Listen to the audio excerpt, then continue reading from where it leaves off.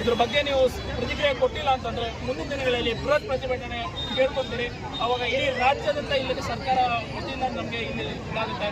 ರಾಜ್ಯದಂತ ಇಲ್ಲಿ ಪ್ರತಿಭಟನೆಗೆ ಏನ್ ಮಾಡಾಗುತ್ತೆ ಅನುಕೂಲ ಮಾಡಿಕೊಡ್ಬಾರ್ದು ಅಂತ ಹೇಳ್ಕೊಂತ ನಿಮ್ಮಲ್ಲಿ ಬಗ್ಗೆ ಕೇಳ್ಬೋದು.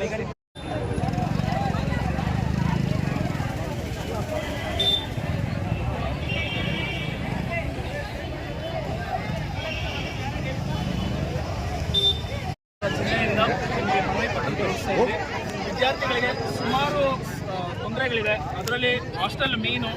ವಿದ್ಯಾರ್ಥಿಗಳಿಗೆ ಸರಿಯಾಗಿ ಊಟದಲ್ಲಿ ಮೊನ್ನೆ ಸಿಕ್ಕಂಥ ಈ ಹಾಸ್ಟೆಲಲ್ಲಿ ವಿದ್ಯಾರ್ಥಿಗಳಿಗೆ ಊಟದಲ್ಲಿ ಹುಳ ಸಿಕ್ಕಿದೆ.